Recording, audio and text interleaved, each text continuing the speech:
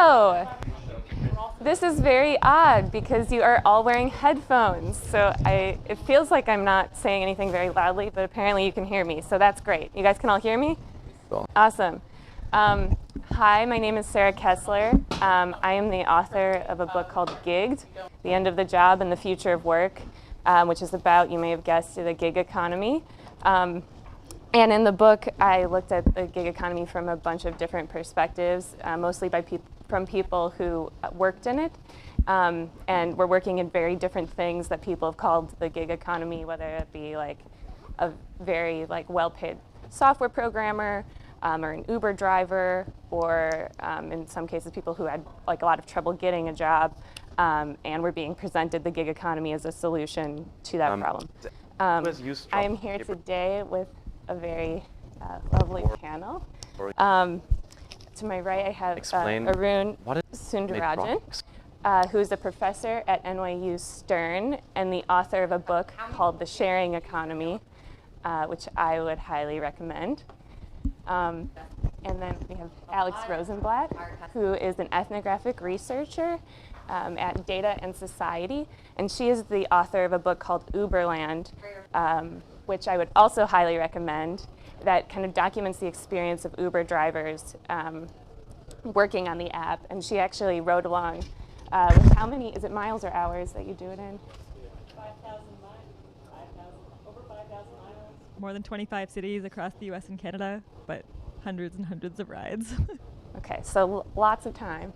And then to her right is Marlon Litz-Rosenzweig, and he is the CEO and founder of WorkGenius, which is a platform that connects companies and freelancers, and has more than 300,000 freelancers.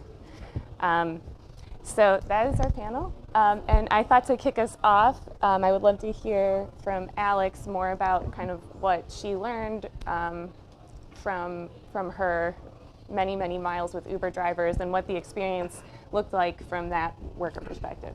Sure. Thank you so much for moderating our panel, Sarah. Your book is excellent, and I would recommend everyone buy Gigged. It's a lot of reading. So I spent about 4 years researching Uber from the perspectives of drivers, and often these drivers worked for multiple ride-hail companies when more than one was in any given market. So in New York, you might see a driver switching between their phones in this very efficient gesture to log out of one app so they can log into the other app so they can accept a ride here. And that in New York might be between Lyft and Uber and Juno and Via. In other cities I traveled to, more than 25 across the US and Canada, there might only be one company that drivers predominantly worked for. And they would have different understandings, not just of each company, but of the role of power and technology. And that was really interesting to see, because on the coastal cities like San Francisco or New York, Uber was twinned with the power of technology as a political institution. So much so that when President Trump passed a travel ban against 7 Muslim majority companies and Uber turned off surge pricing while the New York Taxi Drivers Alliance went on strike, it was widely panned as a form of strike breaking and a political move that supported the presidential policy in some ways. And there was this massive effort to delete Uber. 200,000 people were deleting Uber.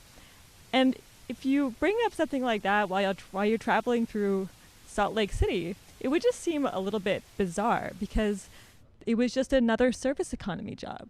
So what fascinated me a lot is the role of Uber, not just as a sort of technology version of a taxi company, but the way that it came to symbolize power and technology and the role and impact of technology on society. A big part of why I started studying Uber was because it was born in the sharing economy, which Arun can tell you all sorts of things about, but it came to symbolize much more than it represented. The sharing economy was about drawing on the dreams of collaborative commerce, like carpooling, sort of familiar examples of how you might provide social services to a friend, and the sharing economy offered to provide platforms to match people with underutilized services or assets with people who are willing to provide them. And in this way, Uber was able to leverage the idea of sharing and a sharing platform to transformed labor into a type of communion. Drivers were simply offering, help to a community of riders. And so what really got me started on studying Uber over the last 4 years was first its role as a technology company and the rhetorical heft it had to redefine what work was. And then to see how the experiences of drivers often contradicted some of the claims Uber would make. In a very basic way, Uber sort of rose to prominence in the immediate aftermath of the Great Recession, when people were suffering job losses, cities were covered in blight, foreclosures were happening everywhere, they were rampant, and Uber said, we can actually scale entrepreneurship for the masses with technology. The hundreds of thousands, there's nearly 1 million active Uber drivers across the US and Canada, they don't have human supervisors. Instead, what I discovered in my years of research is that they have a boss. It's just an algorithmic boss. And this ended up being a lightning rod in legal debates over whether drivers were appropriately classified as independent contractors or whether they were better classified as employees. Because if you can standardize how people behave on the job while creating the technical and legal distance you need from those rules of work, you can create a template, not just for the taxi industry, where drivers often have to comply with many rules about their behavior that are set by cities, but for other industries as well. And so when I talk about Uber, I'm talking about both the model it can set for how algorithms can help to rewrite the rules of work, and its power as a company that's using the culture of technology and the culture of experimentation and bringing that to the world of employment, where we have different expectations of the sanctity of earning your livelihood and how reliable that should be. And so I wanted to start with Alex, partly because I think we all agree, well, when people talk about the gig economy, often they're talking about Uber, and I don't know that there's anybody who would be like, that's not part of the gig economy. People might say it's not part of independent contractors, but kind of the term gig economy itself is pretty slippery, and you would be very surprised how many hours of time goes into arguing about who actually belongs in this definition of gig economy. I've been on panels only about that, and it's a lot. So I thought maybe we could start by giving our own definitions of the gig economy, hopefully quickly. For me, I think the gig economy is a buzzword that kind of this group of startups invented to say that they were doing something new, when really what they're doing is hiring freelancers and maybe doing that in new ways with new capabilities, but still kind of outsourcing, which has been happening for decades. Arun, want to give your definition of the gig economy? So I think of the gig economy as better described as the economy that involves non-employment work arrangements. And so over the 20th century in many countries, the United States, Western Europe, Japan, we got used to a particular arrangement of work that involved an entity called the employer and another individual, the employee. There was a particular relationship between the employee and the employer that became sort of standardized. And the economic activity of society got arranged in a way that was optimized for this employee-employer relationship. I think over the last 20 or 30 years, we have seen the emergence of a wide variety of non-employment work arrangements, things other than full-time employment, that reflect a different relationship between the individual and the institution. And I think collectively we've started to think of these as quote-unquote the gig economy, but what it really is the non-employment economy, hence the subtitle of my book is The End of Employment. That doesn't necessarily mean the end of the ability to earn a living. It just means the end of employment being the dominant way in which individuals will exchange their labor and talent for money. Louis Hyman, who would equally fit on this panel, is a historian who recently wrote a book called Temp. And what he highlights is that there are lots of people who have been excluded from traditional work arrangements from traditional employment. Women, people of color, especially women of color and undocumented workers who have always had to participate in more short-term temporary arrangements, who aren't envisioned as being entitled to a family wage, which was part of how the post-war imaginary of why you should have traditional employment. There would be a man who would go to work and work in his job and come back and be able to support a family. And so although the gig economy has become a more exciting contemporary phenomenon, I think largely due to the tech washing of it through platforms, I'm not sure that it's ever been quite separated from how people are employed. It's just about who counts and who doesn't, and who's entitled to that kind of American dream. Part of what I found so fascinating about Uber's model was that it was simultaneously proposing that it could provide the equivalent of full-time jobs when it would sort of barge into cities, but it was excluding drivers from the minimum wage and other rules that would apply to that traditional full-time job. So it was able to draw on the imaginary of good jobs. And at the same time, it was feminizing work by saying, this is really just a supplementary form of income. This is supplemental work, the sharing economy. Those ideas help to feminize work by saying this is more of a social contribution you're making. And so we don't have to worry about debates around independent contractors versus employees or labor law or rate cuts or wages, because this is really extra.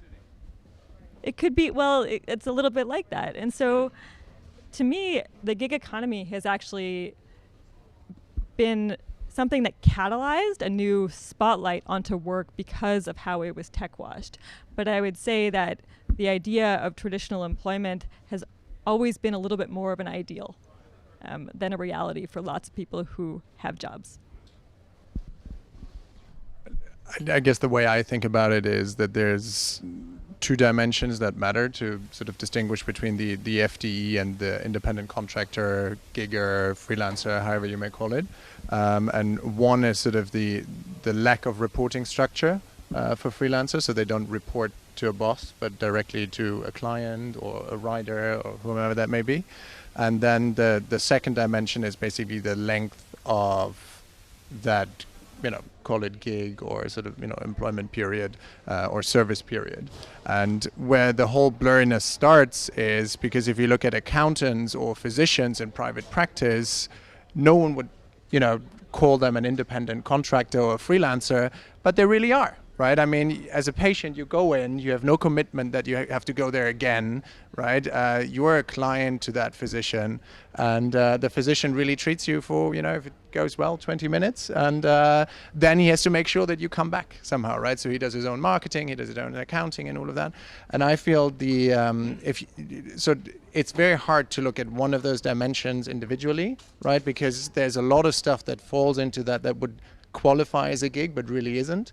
And I think what technology did recently brought that to light because it was reducing the friction that is commonly associated with it, right? So if you try to land a project as a freelancer and it takes you quite a while, you would want that project to last long, right? If it's very easy, right? I'm sort of, I'm not saying that Uber is a great example here, but I think they have reduced friction in that sense. I'm not saying it's great, but what it essentially does is you press a button and you get a job, right?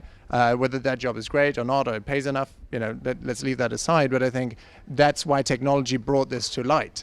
And I mean, if you think about it from a doctor's perspective, if you're a private sort of practice physician, they advertise online, right? If you type in radiologist, New York, stuff comes up. So I feel that's where we have to be careful.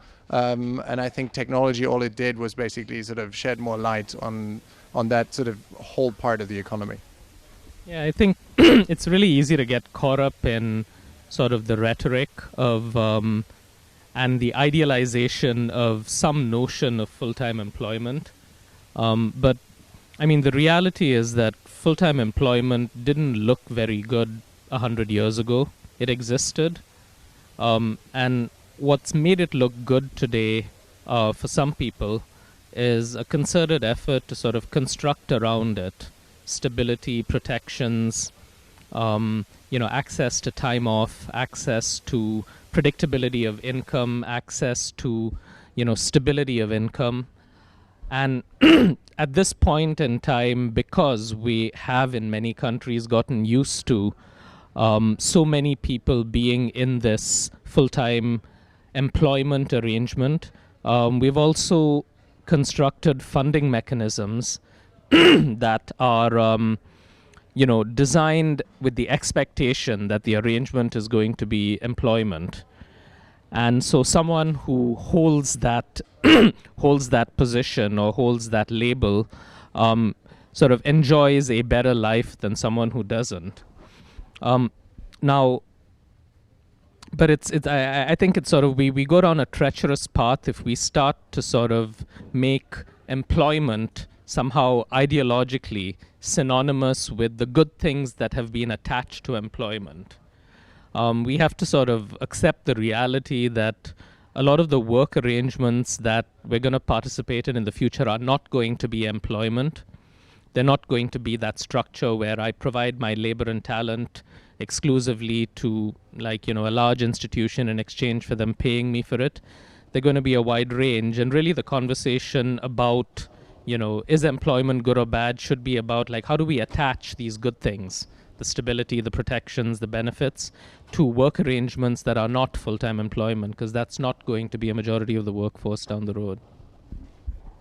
So to that, I'm from Germany, where sort of there's a lot of labor laws and protection of the worker. So when I came to the States, I felt the entire economy is a freelance economy, because everybody can be let go almost immediately, which is not the case in Germany. So I feel when you talk about mortgages and all of this, right, which is they ask you for your employment contract quite literally, and if you're a freelancer, you can't provide that. For me, it's hard to understand, especially if you look at the average tenure in this country, it's something around 4 years. And then if you're younger, a millennial, it's only 2.8 years, right? That's almost a gig, right? 2.8 years. I know independent contractors that work for companies for 2.8 years. So I guess banks eventually will be forced, just as one example with the benefits that are associated with full-time employment, is they will change because they have to, right? Because fewer and fewer people will have that employment contract where they say, I've been with this company for 6 years, right? Banks will run out of people that they can lend to, and rest assured, for their profits, they will make sure that they can lend to everybody else as well. So I guess that's, the world moving in that direction also forces these sort of slow-moving institutions to provide those benefits eventually. Yeah, I mean, I think that's actually a really good example of change, because I have seen that change in the specific sector that you mentioned, sort of getting a home loan, where a growing number of lenders are becoming aware of the fact that, independent of whether they want, the country to be full of homeowners, independent of the social desirability of home ownership as a path to the middle class and to sort of wealth creation for a lot of individuals, for purely profit reasons, they are realizing that they have to sort of update their credit scoring systems to take into account the fact that income is not going to be predictable, that it is going to be volatile, and a different dimension, which is also associated with the future of work, that people are going to be more mobile. I think home ownership has also been associated with people being in a particular part of the country and being able to sort of form roots there and, commit to a 15 or 30-year stream of payments.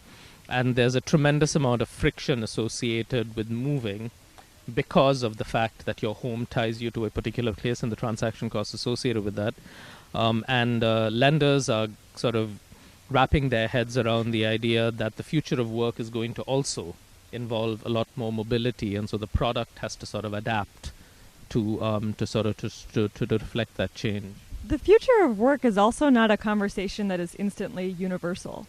Within the United States, there's a culture that valorizes the individual, the sort of frontiersman who's going to go and make their own business, essentially, in its legacy form.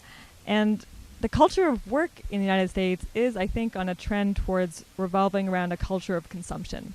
And that's been really fascinating to see, because you may not be employed, but you might be consuming leads. generated by an app, for example, about where you can get your next job, if it's going to be as an independent contractor or a freelancer. And in fact, Uber actually made this argument in a lawsuit around employment misclassification, where drivers had sued and said, well, you really control a lot of how we behave on the job. You control the rates. You change them perennially. I get deactivated, a technology word for suspended or fired, if I don't comply with the requirements you set.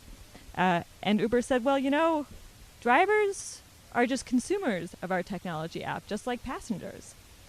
And on the face of it, this like belies belief, right? It's incredible.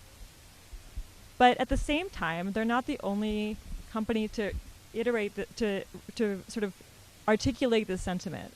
The U.S. Federal Trade Commission describes Uber drivers as entrepreneurial consumers. And in fact, it sued Uber for recruiting drivers with exaggerated earnings claims, like $90,000 a year in New York City. And eventually, Uber settled with the FTC for $20 million over those exaggerated claims. But part of the reasons that the FTC, or the Federal Trade Commission, might be a recourse available to drivers is that they could potentially be described as consumers. And it's not like the older problems of the workplace, like wage theft or harassment, disappear if everyone's just consuming a job service. It's that it's whether or not labor law is like strong enough to try and manage those excesses, those problems, or whether you have to turn to another regime or engage in a type of arbitrage. And that's part of the wonder of platforms, is that they often blur the lines. So if you're a technology platform like Facebook, you argue, we're not a media company, even though you're the biggest media distributor. You know, there's ways in which the older rules and norms don't apply to technology companies that make us reconsider the things that we could take for granted. But one of the things I did want to mention about the future of work is that it's cultural as well. So there's a different ideology of work in different countries, which means that, you know, to give you a small example, when I went to Denmark and spoke about Uber to unions there, they looked at me like I was talking about a form of American cultural extremism. You know, it was a country where I think 70 to 80% of the workforce is unionized, and so the proposal that automation is going to displace people from their jobs isn't taken as something that will undermine labor exactly. It's seen as part of a general like equalization, not equal exactly, but like a more even distribution of wealth that will accrue to lots of different people. Whereas in the US, the culture of inequality is a very stark component of labor and power imbalances. And so it's important to think about the future of work in the cultural context where those conversations take shape, and not to presume that the culture of work that exists in the US might, you know, equally apply to other countries, even as American companies go abroad. And we've seen pushback to that. In the UK, for example, where misclassification suits resulted in judges there declaring that drivers were actually dependent workers. So they were entitled to the minimum wage, for example. And so that's just something I would flag as future of work conversations go forward. Kind of, sorry? Oh, I don't control my own microphone. So we've seen kind of on the consumer... Being managed by an algorithm. Yes, yeah. we are. It's that guy. So on the consumer, like work as consumer kind of thing, there are platforms that will even charge people to be on the platform. Like they've figured out that it's a legal defense, instead of taking like a percentage of work, to just have them pay to be there. So that's one extreme end of things. And you've also seen kind of a lot of startups who technically employ their workforce distribute them in a way that's similar to how Uber does. So like they will hold on to the technical like classification of employee, but then if a warehouse has a day where they need like another worker, they still send the bat signal out to phones and say like, we need somebody right now, the first person to claim the job can come, which introduces kind of the same types of instability and kind of questions of what you're going to make next week that you know, being a technical independent contractor might. And I agree with Arun that there's nothing that's like inherently bad about working as an independent contractor. I mean, in a lot of ways it makes a ton of sense in a place where we have this kind of idea of a full-time job that was created at a time when we thought that an ideal worker was a man who went to work full-time and had a woman at home who was working full-time for free in the house, taking care of the children and everything else. And to the extent that that was ever the case for the majority of families, it's much more no longer the case. And so something like flexible work makes sense. People are living longer. There's a book called The 100-Year Life, and the author, I heard him speak, and he said the alternate title was The 60-Year Career, but that he was told that people would be much less interested in the 60-year career than the 100-year life. So if I'm going to have a 60-year career, I don't really want to sit at the same desk for 9 to 5 full-time for that entire span. So there's some sort of like more flow that needs to happen. And the thing is that like we can see that we have this problem. We can see that, yes, there's nothing inherently wrong with it. And we can see that, yes, we should build social systems that support it better, that make sure that people have some of those insurance or security that we've built around traditional jobs. And then at the same time, we see like almost no movement in that direction. Like, yes, there are some banks that are providing better mortgages that give you credit for work that you do as a non-full-time employee. But you see a lot of freelance platforms advertising things like, okay, business, you can reduce your risk and you can work more cheaply, or you can hire workers for less money. But the flip side of that is that the risk doesn't disappear, it moves to the workers. The cost savings are also pay reductions. And so there's kind of this question of where do we go from here? What do we do today? Anybody have a good idea? Well, go ahead.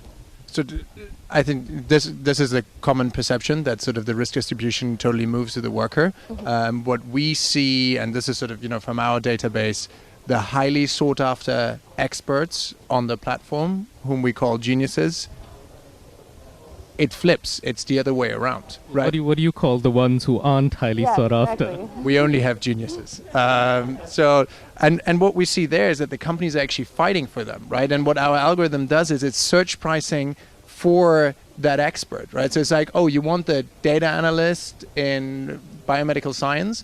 Well, guess what? All the companies are currently bidding on that person, so the price goes up. Great if you happen to be in a market where you have a ton of power as a worker, because there's like there's not a ton of supply for your demand. But I think what we've seen a lot happen is this story being applied to cases which are not that, where you're an Uber driver. They will still tell that same story about how this is freedom and you can choose and you're going to get paid so much, but that's not the reality for most of the workforce. But I don't think that's inherent for the freelance economy. I think if you're someone who works on a production line, you will very much see that as an FTE right now. Totally. The robot's moving in and you're moving out. Is if you are a freelancer, you don't benefit from things like minimum wage laws, protection from sexual harassment, kind of the right to be provided health insurance if your company is of a certain size in the United States.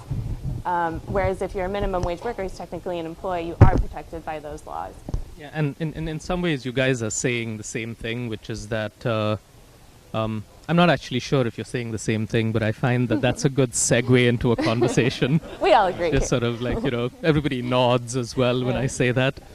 But there is good news and bad news associated with this move to the freelance economy, right? I mean, there's a platform called Up Counsel that I've talked to sort of frequently, who are a platform for lawyers, just sort of, which is again sort of on the sort of that more highly qualified, sort of requires greater education, earns more money. And they do a lot of risk management for the freelancers. So they've moved the needle in a positive way for freelancers. They insure them against wage theft. They've got algorithms that allow someone who is a highly qualified lawyer but wants to stay at home and take care of his or her kid and only work 20 or 30 hours a week, gain access to sort of blue chip clients without having to sort of commit 70 hours to a to a large law firm. But any time there's a technological change, it creates an opportunity for people who hold capital to think about ways in which they can reduce their costs and increase that capital labor sort of imbalance. This is not new to platform technology. It's not new to Uber. There's a reason why, sort of Karl Marx wrote his book back when he did. I mean, this is sort of an old sort of battle, right? And I think publishing was a good gig. Yeah, but the point that we get to is that as you point out, the laws that have been created that reflect the aspirations of society. That we want people to be protected against sexual harassment. We want them to earn a living wage. We want them to, sort of get the money that they are promised. We want them to sort of have, the stability associated with knowing that their healthcare costs will be covered. That these have sort of been attached logically to the dominant form, the arrangement of work, and we just have to sort of detach them from that and extend them. And I'm cautiously optimistic that we will make progress. I think that we're expecting too much change too fast. I don't think that the protections that full-time employees enjoy today happened in a period of a few years. They took decades to be built slowly. And so I think that we're one of the upsides of I don't want Uber to be the conversation about the gig economy because in some ways part of what has happened with Uber has to do with the gig economy, but it also and platforms. It also has to do with the personality of Uber as a company. But the fact that we have had so much conversation about this over the last 5 years, and before Donald Trump was elected, there were sort of real efforts at both the federal and the state level to try and sort of move the needle, makes me optimistic that we will in fact sort of make progress faster this time around than we did sort of from the 1920s through the 1970s. I would just add quickly that one of Uber's innovations is in management. Like the fact that you can pretty much be guaranteed a job when you log in is amazing. It saves you all of the communications work that a lot of freelancers and a lot of independent contractors have to do. Myself and my colleagues, Dr. Julia Ticona and Alexandra Matescu, did a comparative study between care and cleaning workers who were using platforms like care.com or Handy, and ride-hail drivers demonstrated that they were doing it was like logging onto online dating, but not the good kind, and you have to send back and forth a gazillion messages to secure the job. With Uber, their algorithmic dispatcher and Lyft too, and the other ride-hail companies just sends you the job based on a formula. But the opacity of management, where you can't redress a particular wrong you've experienced, or you're worried about harassment that just took place, or you are missing wages that you're owed, the opacity ends up amplifying issues of fairness that I think will be common to technology platforms beyond labor-specific ones. If you can't turn to any particular human to redress your concern, and instead you're rerouted to write an email to a remote customer service agent in the Philippines, which drivers often had to do, your trust in the system goes down. And that's really important because it comes at a time when platforms are no longer perceived as these sort of neutral connective tissue that enable us to have and experience the benefits of the services they bring us. They're becoming institutions with governing powers. And building user trust in that is important. I feel like I'm in a bar past closing time, and they're slowly sort of raising the music as a signal that it's time for us to move on.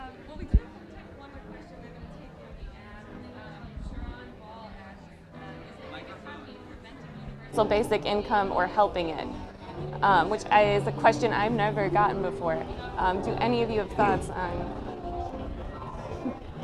Well, I have thoughts on universal basic income in general, which is that it's a wonderful ideal to imagine that every working age person in a country has access to money that is provided to them that allows them to live, whether or not they're working.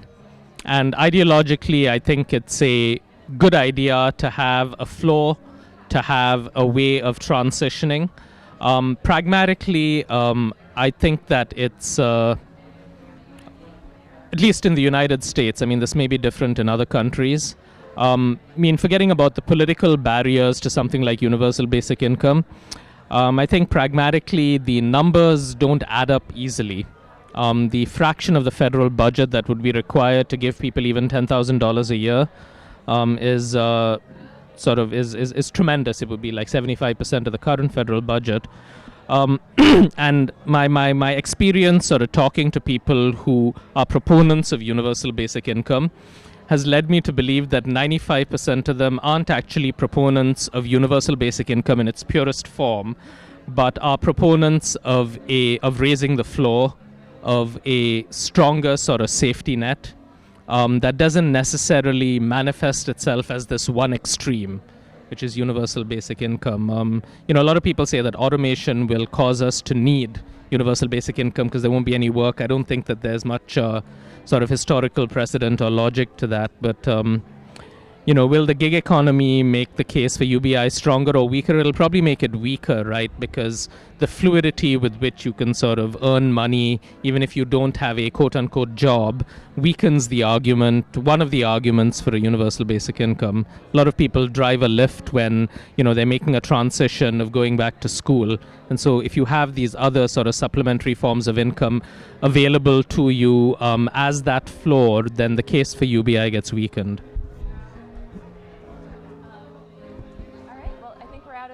But thank you so much for joining us. Thank you, panelists, for coming. Thank you.